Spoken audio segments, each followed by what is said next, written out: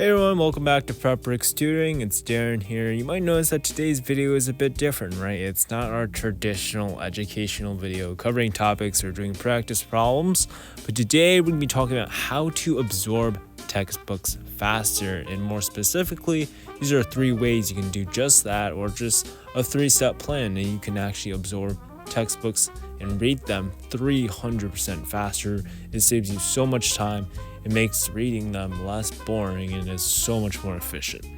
So I'm going to be sharing this 3-step plan. Number 1 is going to be reading faster. Number 2 is going to be how to understand what you're reading. And number 3 is how to apply it, right? How to apply it to your assignments. So first off, let's just dive right in. So how exactly do you read faster?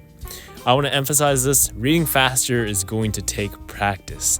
And the way you do this is to get rid of inner vocalization. Right? Have you ever read something in your head and you can hear the words in your head? You want to get rid of that because that slows you down naturally. Now that sometimes is good for comprehension, but if you're reading for speed, especially if you're reading multiple pages at once, it can get pretty monotonous and boring. So to get rid of this, or to help you practice this, is you can use a pen and track the words, right?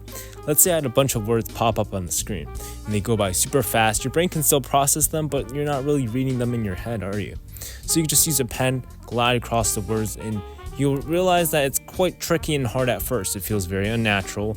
But the idea of this is to just read for the gist. And then when you come across points that you think are key points, then you want to slow down and really digest that information.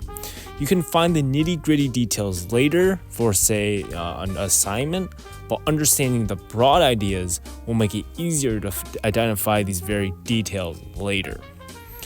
All right, let's dive into number 2, how to understand what you're reading.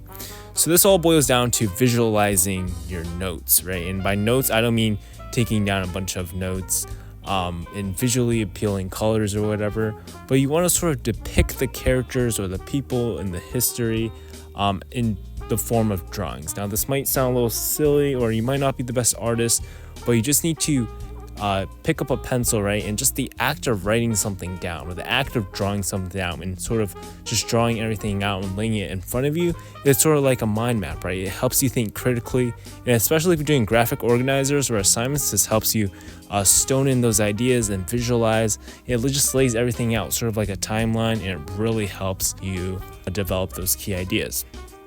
Now, number 3, application. How do you apply this specifically to assignments and homework? Well, I have a very interesting suggestion that I think most of you haven't heard, is that when you're reading the content, you want to stop at random points and try to just actively recall what you just read, right? You might be like, oh, I'm going to read the whole thing, and at the end, oh, I don't remember anything. Well, guess what? You can just stop at random points. Don't even think about it. Just stop at random points. Look up and say to yourself and ask yourself, what did I just read? What were the big ideas?